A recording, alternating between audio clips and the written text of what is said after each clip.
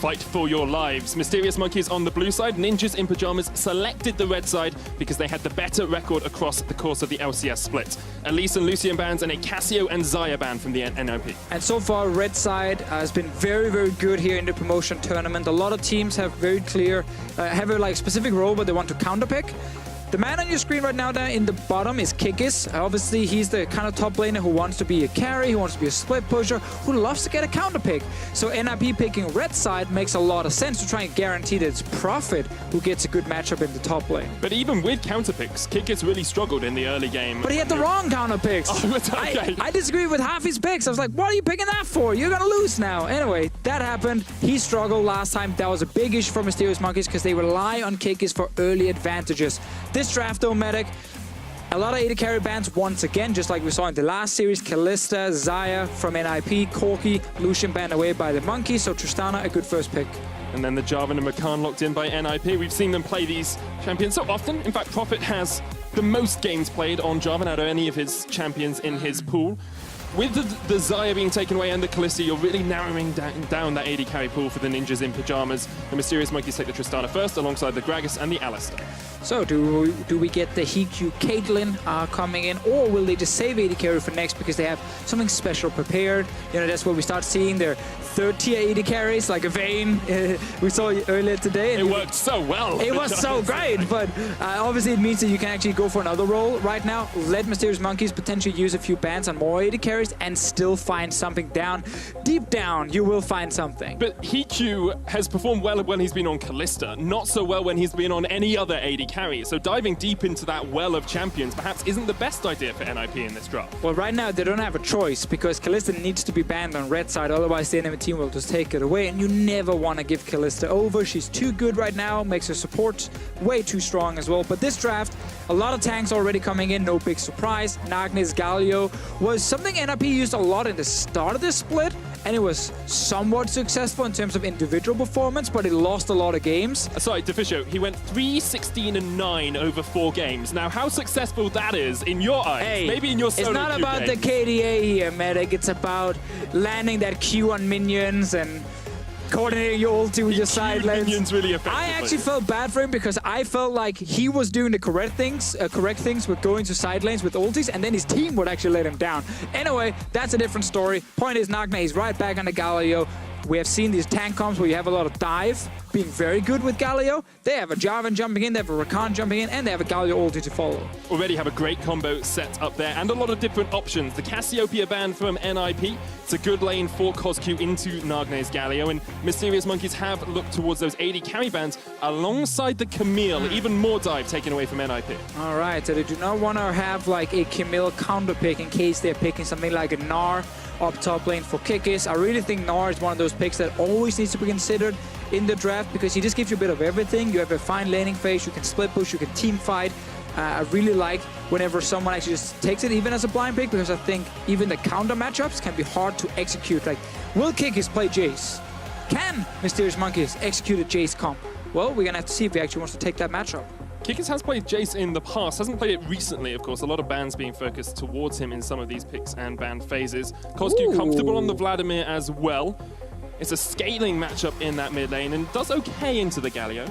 Definitely offers just like almost a guaranteed late game presence. Yes, your early game is not that fantastic, you will get pushed in, but the fact that you have super strong late game fights where tanks can't kill you because you're Vladimir is super successful. There's still a pick left here, Kikis top lane. Jace is still available. It is an option for him to take and then play around topside, of course. Hold me, Medic. Is this a tank? Kikis had a counter pick and he went tank? Whew. Oh. It's a good adaptation, though. We need new casters here. I need backup. Okay, hopefully I'll let you catch your breath for just a second. But yes, Kikis has taken the tank into the top lane. Could be a flex, of course. You could still have the Gragas. That's still a tank. It's still a tank. And I love it. I absolutely love it. Because right now, in the promotion tournament, in the losers match, you need to play comps that are easy to execute. A ton of tanks and great scaling for late game team fights. That has proven to be some of the easiest comps to play right now. Because The win condition is get to late game, group up as 5, and run straight at the enemy and just fight them. Yes, it might suck a little bit in the early game up in that top lane, but if you get to late game against a team like NIP, who's not always the best at snowballing the advantage, your composition kicks in and you might just win the game. So we've got an easy-to-execute composition on the side of the Mysterious Monkeys. NIP drafting woes last week. Do you think those have carried on over into this week to Fisher? I just think they once again have a composition where we need to judge the execution quite a lot. Can they utilize Galio ulti in early to mid game? This Ashe pick here, of course, in a late game fight is useless against what we see on the side of Mysterious Monkeys. Tanks that Ashe can't really kill, and Vladimir they can just dive on to Hikyu and kill him without, even thinking about it. He's just kind of in the way when he's going for other champions. If they can, however, can use Ashe level 6, Rakan level 6, Galio level 6, and Snowball, then we can see NIP's draft really kick in. If they can't do that, we have to say, well, Mysterious Monkeys, they have the better late game, and that is their win condition. And if they can't do that, you have to look at the adaptation week to week and say Mysterious Monkeys are the team that adapted and the team that deserved to face Schalke tomorrow. It's all on the line here, Defisho. A best of 5 for your lives in the EU LCS. Even if you win today, you're not guaranteed a spot because you have to face the might of Schalke 04 tomorrow.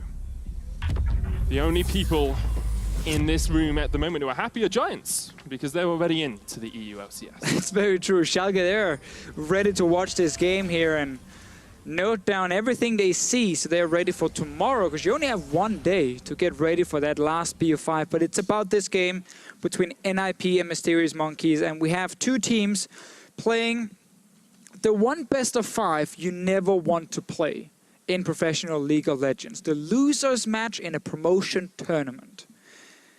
Lose, you're out. You're in the Challenger Series, no more LCS for you. Win, you feel great for a moment and you realize, oh wait, there's still a game tomorrow against a team that already beat one of the LCS teams. So it's a horrible feeling to play this match. Especially since you've just seen how well Schalke performed up against Giants as well. That was an incredibly close series of pretty high-level League of Legends as well. It is a Mysterious Monkeys pause. We'll find out exactly what's going on in just a minute. And it's a difficult road to have to walk for both of these two teams. It is.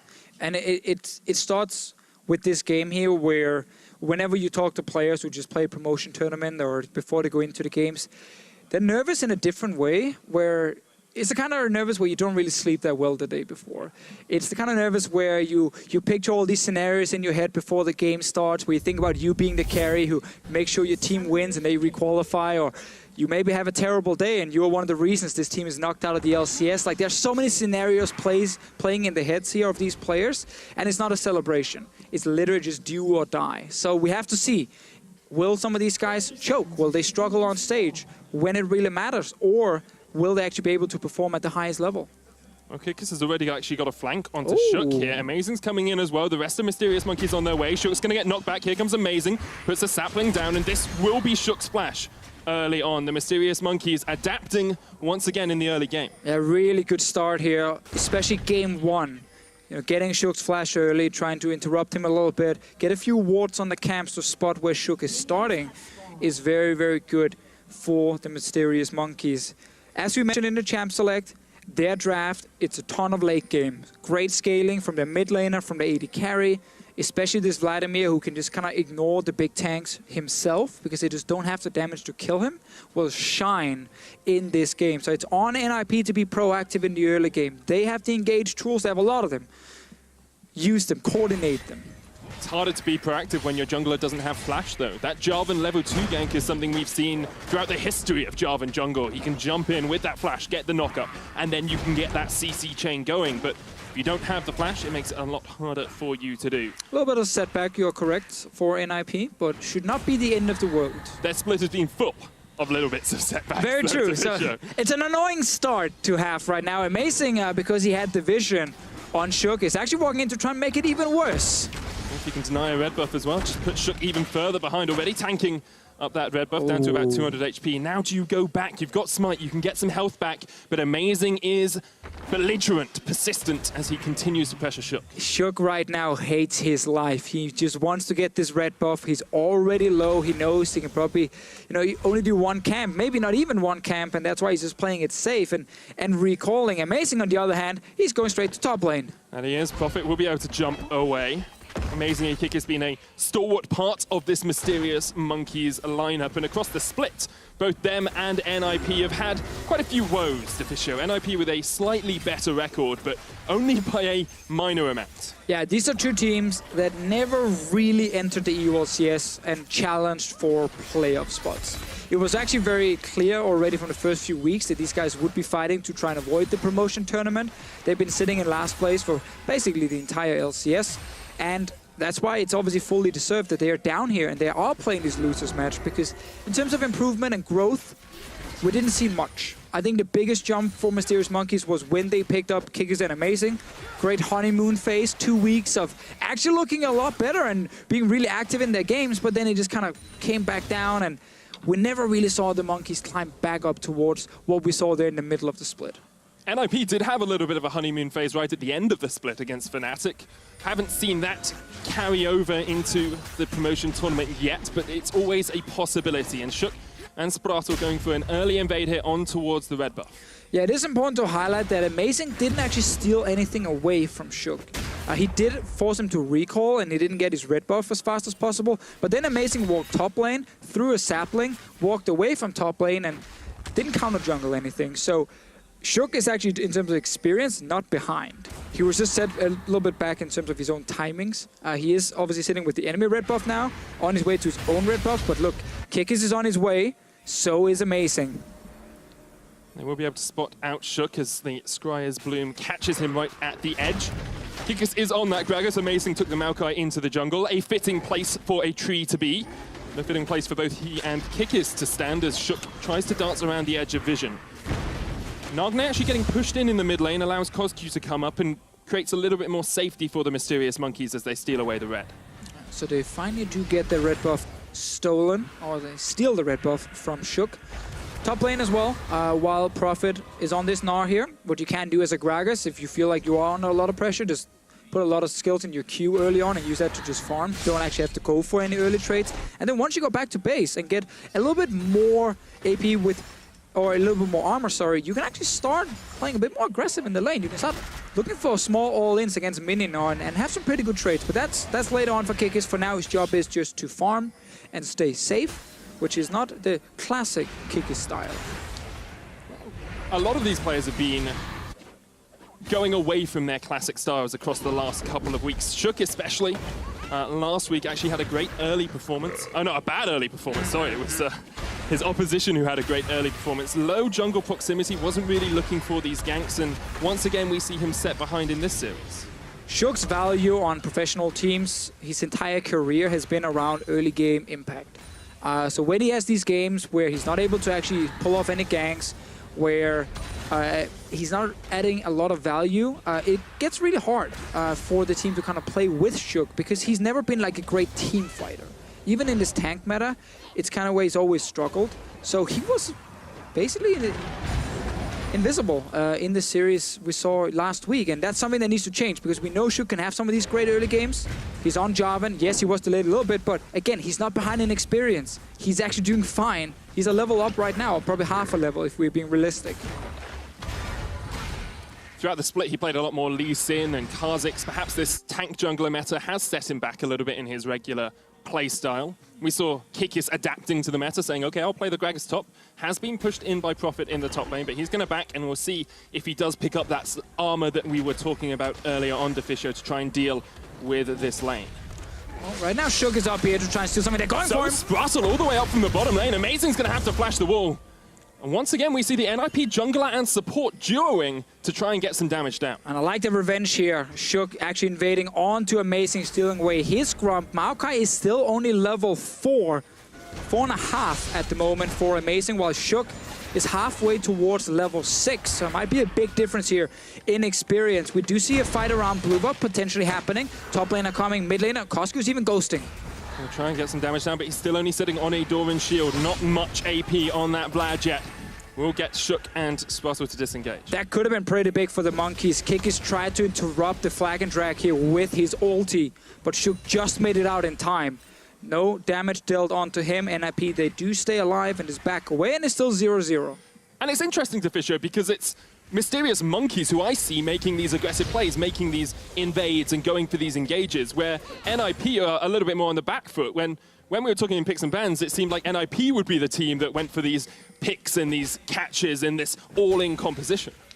Well, we're still early on here. They have a lot of time to do it. Am I being too eager? A little bit of caffeine running through my system. A little bit too early. We do have level 6 on HQ. We do have ulti on Galio as well. So this is the time where NIP can start making some of these plays. It always starts with pushing out mid. That's the first goal. Nice interrupt from Kikis. Everyone should be able to do. Oh, actually, they are fighting a little bit. Yeah, now into the wall. Prophet's just trying to harass down Kikis. Chucks in ice block into the back. Kikis doing his best Titanic impression, taking an iceberg there. I know. I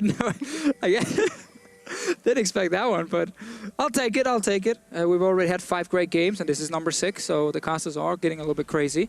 But this one here, Nagne, push out mid against the Vladimir, and then see if you can make a play in your side lane. Either go top and dive Kikis, or bot lane where you have engage from the Ashe. Soon you have ulti from Spartel. It's a lot of chain CC, which is so effective in the early game where people are very squishy. Keep them in place, you will get the kill.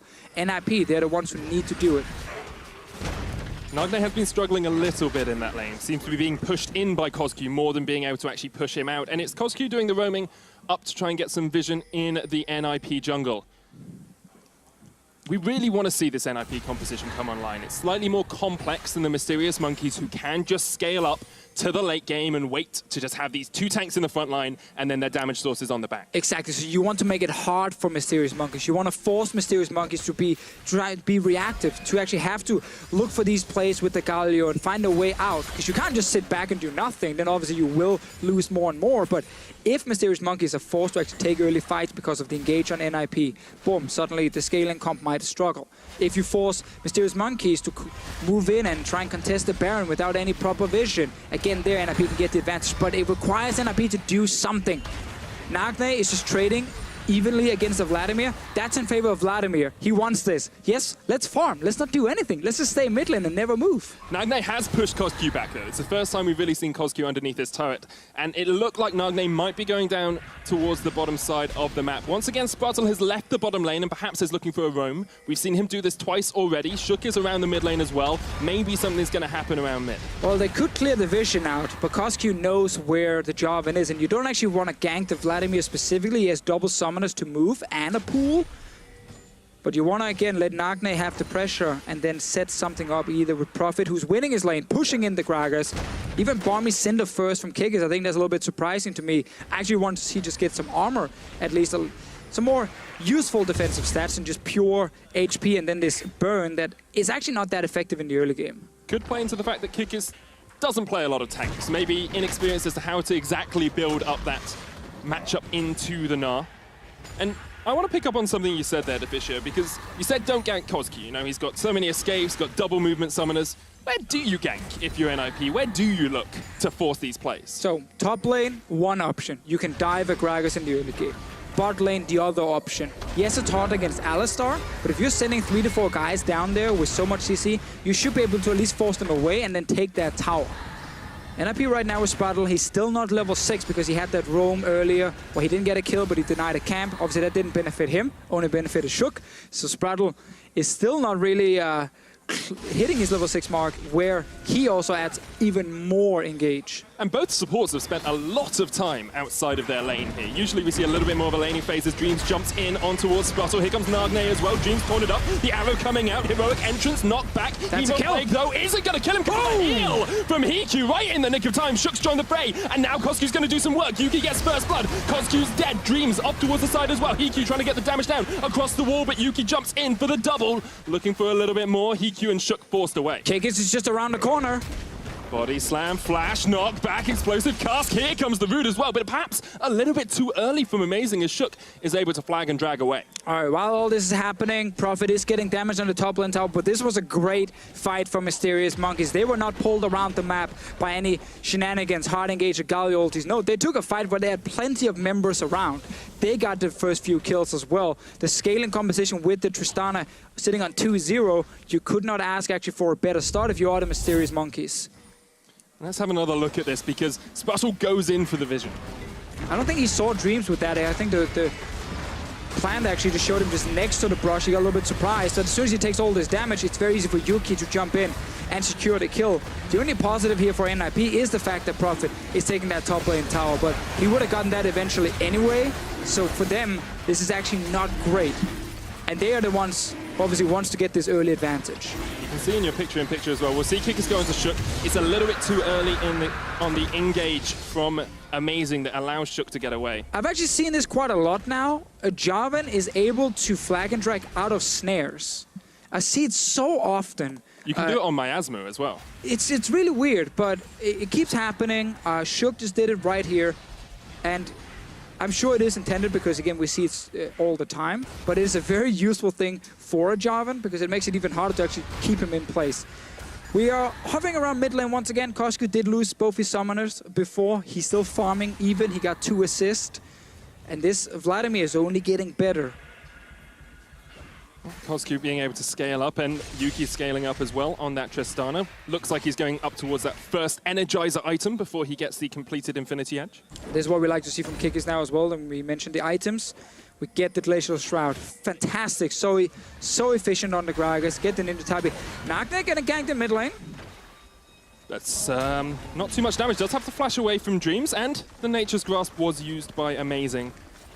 Nagna there, he knew if he starts charging up the Justice Punch, he gets interrupted by Alistar. You need to just flash straight away.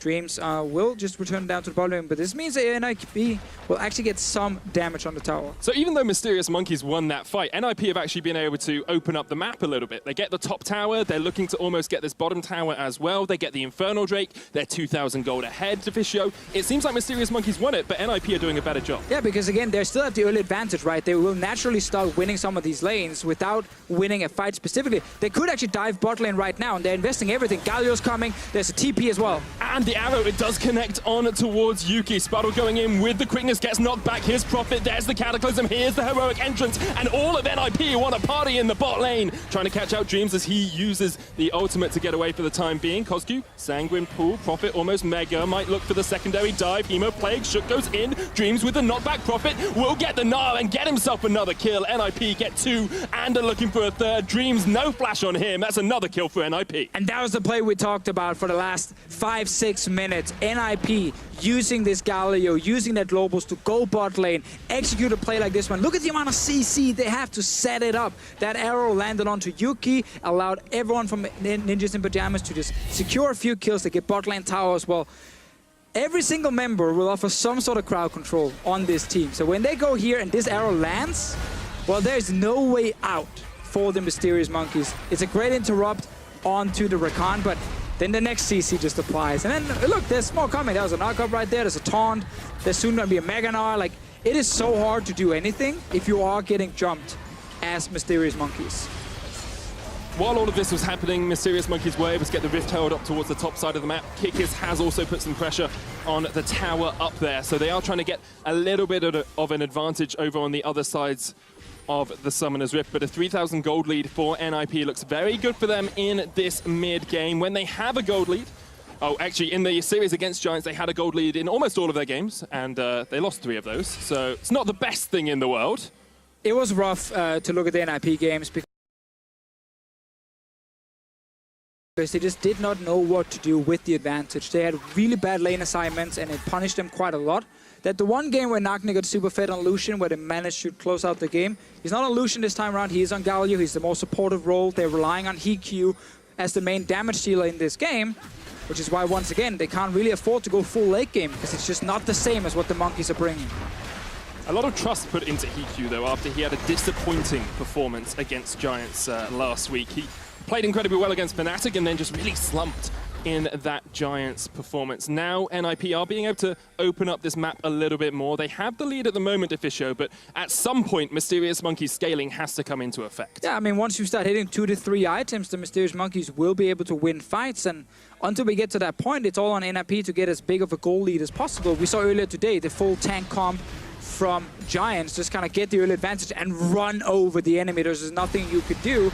That's the same thing NIP are trying to do with Rakan, Galio, Jarvan, and Gnar. Like, Yuki should not be able to kill these guys in the early game. But once he gets a few items and he gets some armor penetration, he deals serious damage. And then there's still the Vladimir next to him, who is going to kill Hikyu every single team fight. So you're telling me that Nagne should have gone Medjais? That's the issue. If hey, NIP where's the Leandries, man? No Leandries, no Medjais. What are you doing, Nagne? This is too conventional for a promotion tournament.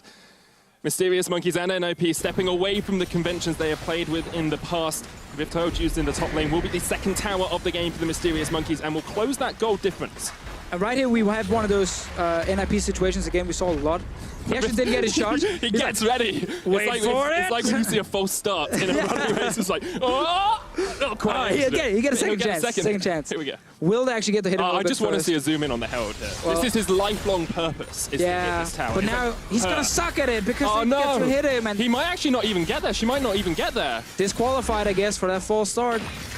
Well, they did change the rules a few years ago that one false start did get you disqualified from the tournament, and sadly, Rifthold was disqualified from taking down any towers in the top lane. Perhaps a misuse from the Mysterious Monkeys when they knew they were going to take down that tower anyway. Yeah, I definitely would have saved it for at least like 30 seconds longer to see if you're actually going to commit for the tier 2 tower, seeing as that first tower is a free kill. But it's still 2-2 in terms of towers. There is, of course, a gold advantage for NIP and that Infernal Drake, which could be useful, but most of their champions do not stack a lot of AD and AP. It's only really Hikyu is going to be like, yeah, Infernal, that's what I like. The rest is like, where's Mountain Drake? I really want to kill Baron faster, and we need that Cloud to kind of close out the game. The chase potential. Hey, I mean, even Cloud Drake could sometimes be useful. Sometimes. Sometimes, in very rare situations.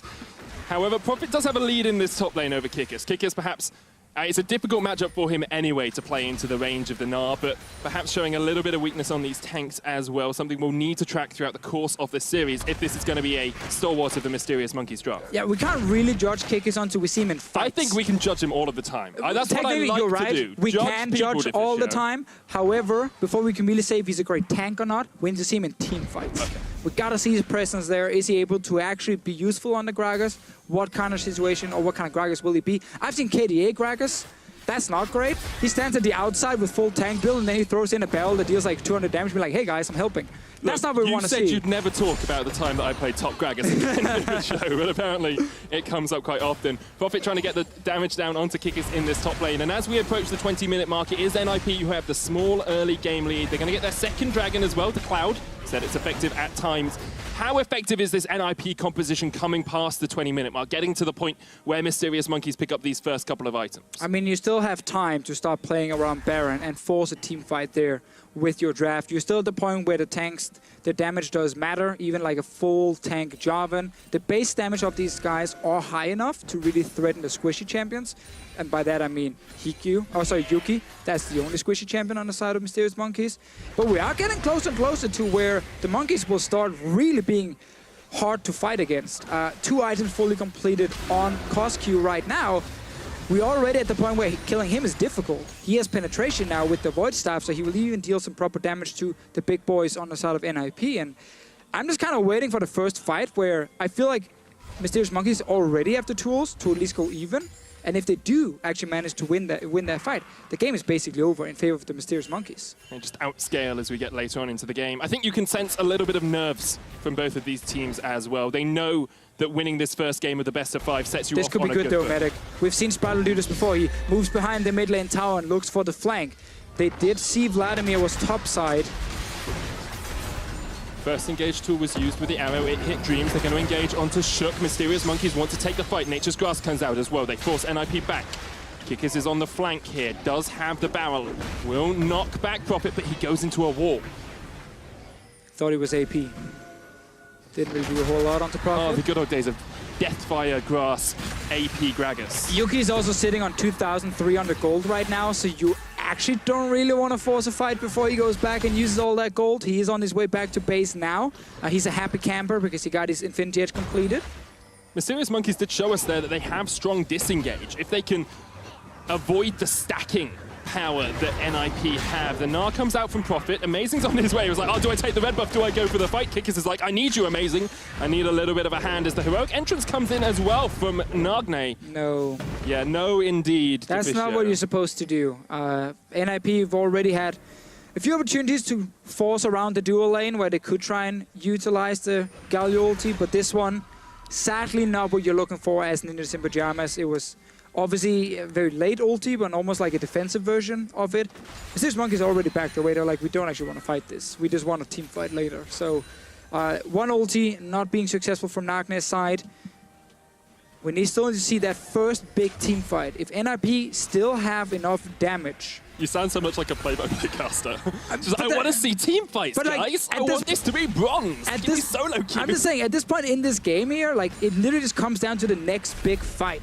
Because none of the teams at this point have a huge advantage over the other one. It's just NIP's on the clock. It's truly horrible for them to walk into a late game fight. So it's on NIP to force the fight as well. As we've talked about, yes. Mysterious Monkeys are the ones setting up the vision control around the Baron, which is where NIP would like to be. Control wards sitting in the inventory of Shook and Nagne mean that they can play around that vision. Alongside that, an Executioner's calling for HQ. Mysterious Monkeys group around mid.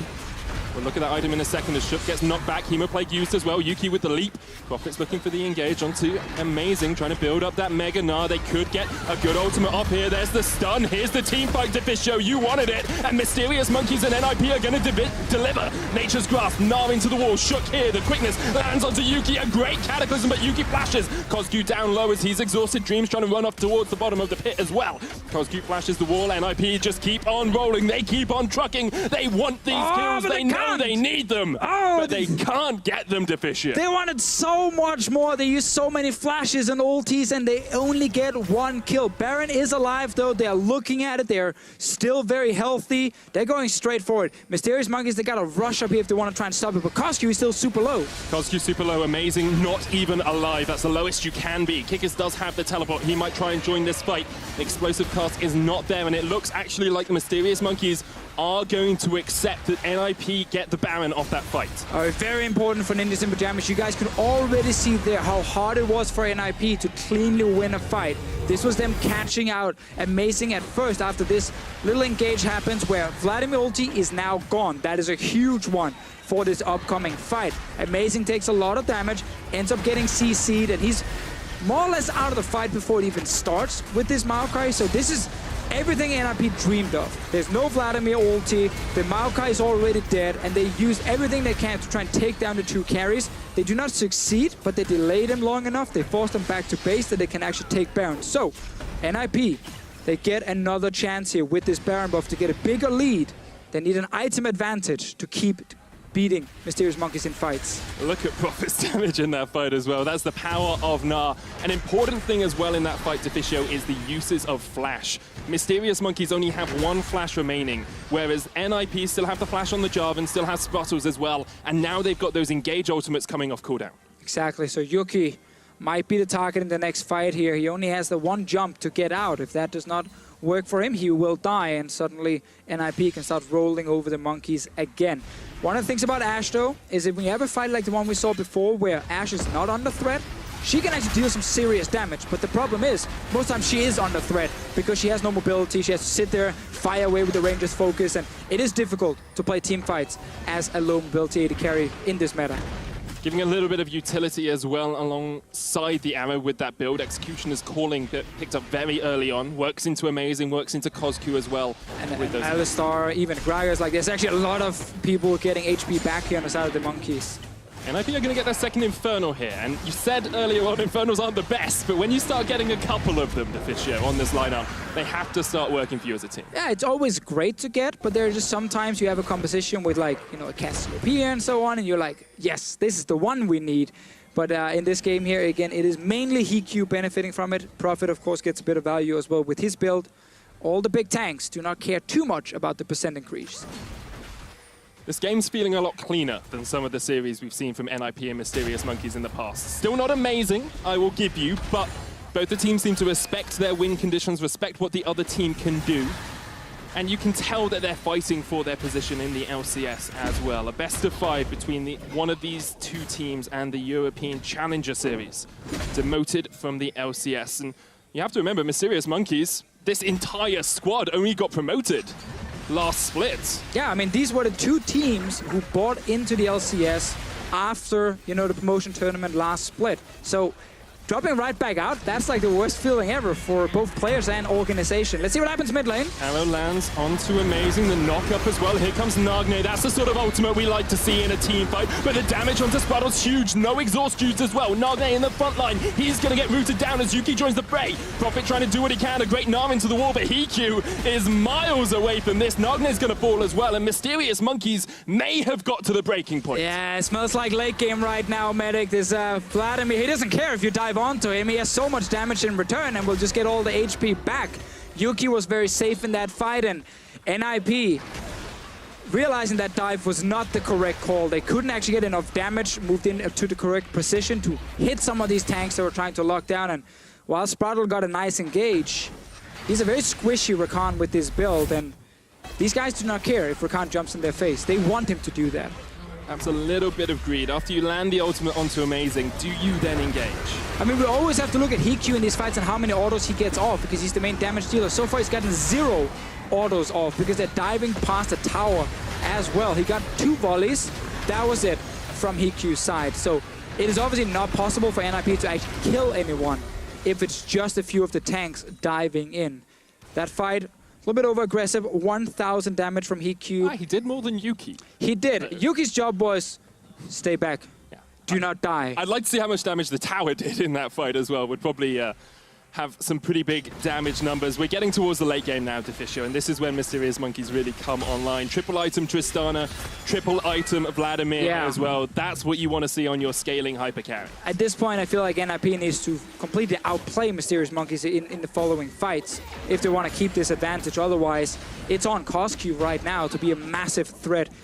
On this Vladimir, we've seen Unicorns a lot execute Vladimir comms quite often, fall behind in the early game, but then get to this point where you have 3 items, you can almost one-shot the enemy AD carry, and then you start winning. Prophet, though, will still be annoying in the side lane. As you guys can see, the damage is not insane, but he wins the 1v1. Yeah, and he can force kickers back. So if Mysterious Monkeys aren't able to respond to Prophet's split push, then there's a possibility that NIP can draw the Mysterious Monkeys out across the map a little bit more, separate this team fighting composition a little bit, and try and split up the Mysterious Monkeys' decision-making. Adaptive helmet here on Prophet is not too valuable in this game. Spirit Visage probably been a superior choice for him, but nonetheless, he is moving in to try and take this bot lane tower. Kick is doing his best to try and actually defend it. Once again, Mysterious Monkeys are hoping to find a 5-on-5 team fight where NIP are happy enough to actually use Prophet.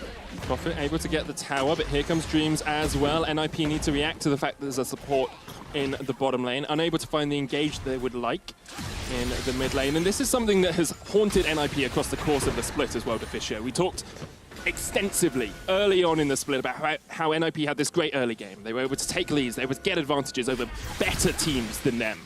And then they just weren't able to do anything with it. And here we saw them have a 2,000 gold lead early on, and then they just waited, and Mysterious Monkeys came online. And for a lot of teams, playing the early game is a bit easier because it is a lot like solo queue, where like very standard laning phase, and you have a jungler who you can maybe coordinate ganks with, and you can get these early leads, but then it gets really difficult after 20 minutes, where you gotta coordinate, split push, lane assignments, you know, rotations, vision. Like, there's so many complex things in professional League of Legends. It takes a long time to learn, and sometimes the lineups just do not have 1 or 2 players who are actually great enough shot callers to kind of lead a team. It's something that is very rare, and if you find one, you hold on to him. Mithy is a great example of a person where no matter which team he's on, you just feel like they're pretty good macro. They kind of understand how to play the game. And you see people like Maxlaw switch between teams to be that dedicated shot caller. Misfits actually having a resurgence with him now as they beat out the Unicorns of Love a couple of weeks ago. So, NIP, double Infernal.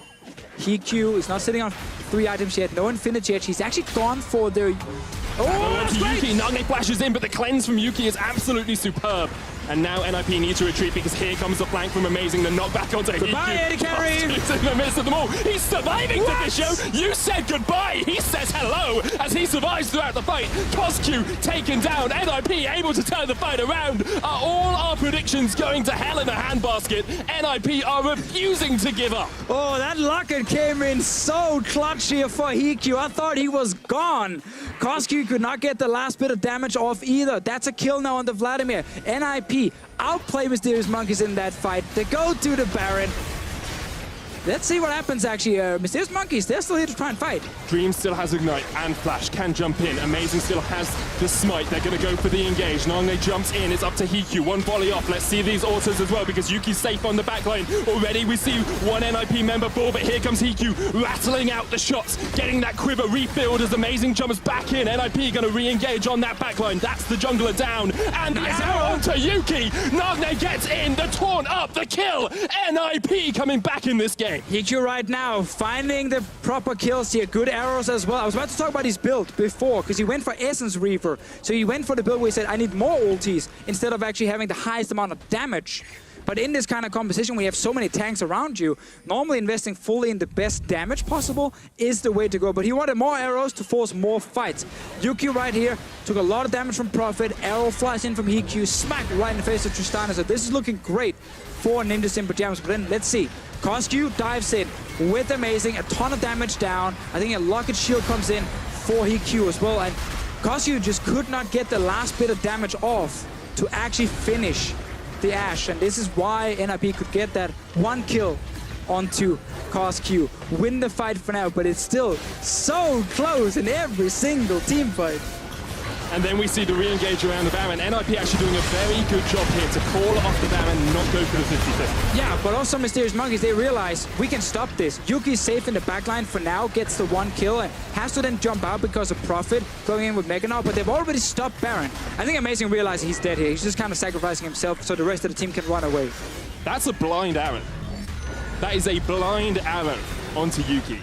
Like, Hiku, we've said, perhaps hasn't had the best performance last week. He's showing up with his arrows in this game. Ooh, so two guys on Drake, while Baron is still not started by NIP. I thought actually Shook dove in there to start it, but they just cleared the wards.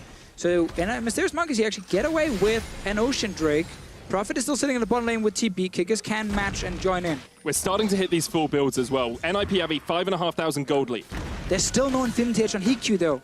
He had to go for the last Whisper before completing it because there's so much armor on the side of Mysterious Monkeys. But this is huge. Lacking Infinity Edge for these late game fights is not great for the Ashe. It's so focused on cooldown reduction right now. Let's see if he can land another arrow though. Shook engages onto Dreams. There's the arrow connecting as well, but Dreams will use the ult. Prophet isolating Coscu off towards the side of the fight. Prophet still has the wallop. Will stun up that Alistair. The knockback as well. Here comes Kickers. Heroic entrance was cancelled. Hiku needs to get those autos down. They're getting underneath the tower. The charm connects as well. Mysterious Monkeys, their front line starting to fall, but they can re-engage onto NIP. Dreams dies, so does Amazing. As you say it, Deficio, they fall like flies. Nagne jumps in. Another kill for NIP. They take down Yuki, and NIP win the late game fight. Coscu cannot find the backline of NIP. He ends up using ulti on just a few tanks in the front. Mysterious Monkeys are not utilizing their strong late game here. Hiku was untouched in that entire team fight.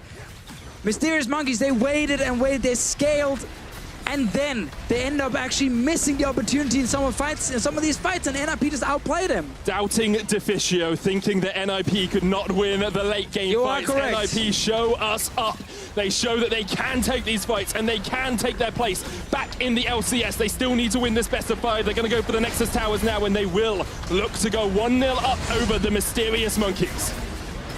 Eventually. They'll get there. Amazing jumps in. There's the Nexus. 1-0. NIP. So Ninjas in Pyjamas in the late game fights, without even Infinity Edge completed on the AD carry, managed to win. And we got to look at the Monkeys and the Vladimir. Like, you get to this point in the game, there's very little threat against you. Your one job is you need to find the Ashe every single time.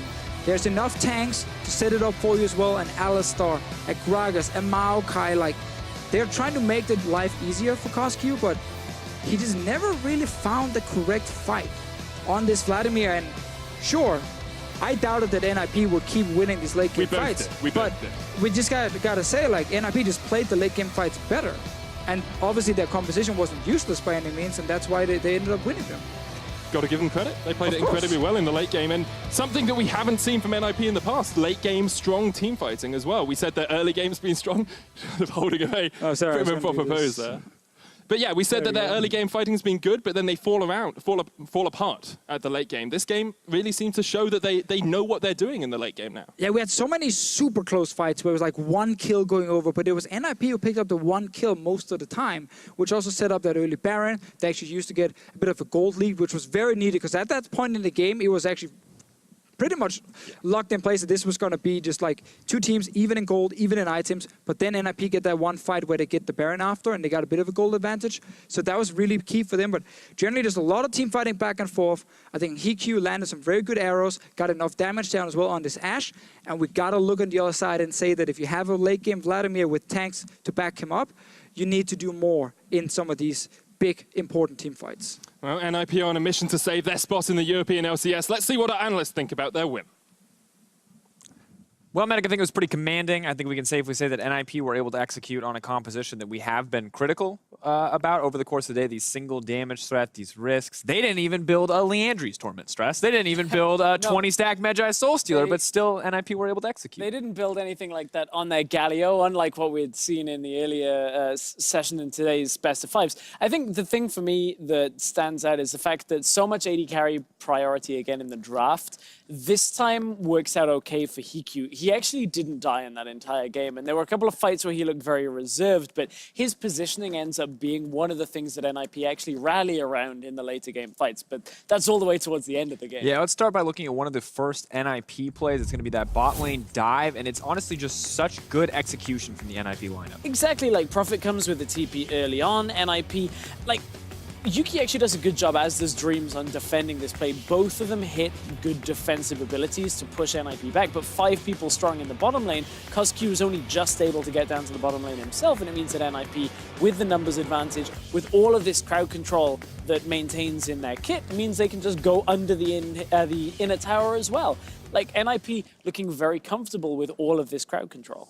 There you can see Prophet, a happy man, 3-0 and 8 on that Gnar. You know, impressive performances in the team fight. I think one of the key factors, and not necessarily a huge damage source comparatively, right, but something that did allow them to back up, allow to play with a single, I guess you could say, carry threat in the form of Ashe. And I thought, you know, a standout performance from him, especially going up against Kikis, who is often a very difficult top laner to play against, but Kikis surprisingly, you know, on that tank matchup. Right, and unsurprisingly, the Gnar comes out for Prophet that you mentioned. That was what we saw in the Fnatic series work so well for NIP. So I'm a little surprised that Prophet got his hands on the Gnar in this matchup, especially since it was phase 2 picked up. But you saw the impact later on that Gnar had in team fights. Just CosQ was never able to get past him ever to get into the fight. Honestly, it was so difficult to watch because it was well executed by Prophet, but those fights were felt so much more difficult to play out than you may have thought, looking at how the composition sort of scaled. And as we look at a chain of team fights that honestly probably gave the lead that decided the game in favor of NIP. Right, this was the exchange where CosQ is desperately looking for HiQ here. Flashes forward, tries to get on, and Amazing is even in the backline as well. But HiQ barely survives through this fight, and that's the key thing. CosQ now dead, isn't there for the follow-up fight. Prophet in from the side is able to get a lot of disruption from the fight as well. And this is the point where Mysterious Monkeys look like they're scrambling. I don't feel like this was a game where Mysterious Monkeys felt like Yuki was going to carry at all, and that isn't necessarily saying that Yuki can't. Tristan is a great late game carry, but I never felt like Mysterious Monkeys were putting any kind of stock in Yuki as this game went longer.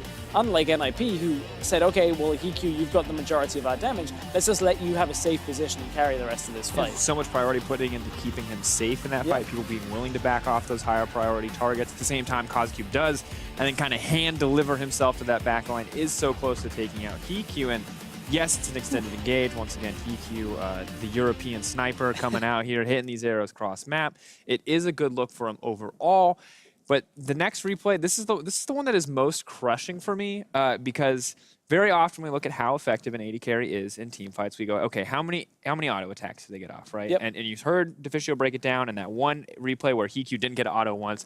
CosQ gets to auto a lot in this last replay. A lot. Like, more than enough to kill multiple tanks on 6 items. However, sadly, he lacks any kind of, reasonable threat against the tank line. He opted to go for the QSS. He doesn't have any armor penetration. And when we look at the last fight, what should be a second threat for this team ultimately doesn't really do much. And yes, if he could get to the back line, he would do so much damage, but just keep your eyes on Yuki as this fight plays out. Yeah, it's Yuki you were talking about there as Koskyu. He's one of the ones trying to get into the back line to deal with Hikyu, yes. but Hikyu in a very safe position here.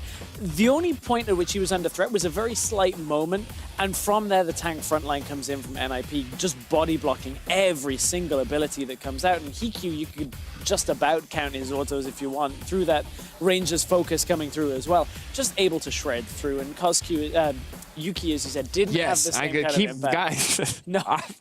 How many times can I fumble that? But at the end of the day, yes, Hikyu playing fantastic as Ash, and just unfortunately for Yuki, because he was, not that his positioning was particularly challenged in that final fight, he was just allowed to stand still, but despite being a 3-item Tristana, was just not enough of a threat at that point in the game. Really needed more armor penetration before he could damage the majority of those tanks. And at the same time, I feel like we do have to praise NIP because, the tank standing on the front line, consistently backing in and out to make sure that Tristana could never free hit any low health targets. And I think the difficulty here that MM are going to have in the next game is it's not like you just ban Ashe here, because if you ban Ashe in the current meta, something's probably going wrong in your draft, because unless you're hitting 5 bans towards AD carries, you don't want to go that far through his champion pool. So I mean, we got to 5 bans on AD carry in our first series, and we still did not see an Ashe come out. we did. We saw a Vayne. Preferred the Ashe.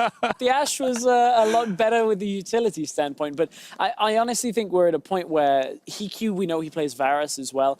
I actually don't think that many AD carry bans towards Hikyu is that necessary. He hasn't shown consistent performances, but when he does show up, his positioning does look quite good and is enough for NIP to rally around for a late game carry. We'll see if that remains the case, because NIP are looking to stay alive and earn one more chance to save their spot in the LCS. Let's see if they continue the good play in Game 2, coming up right after this.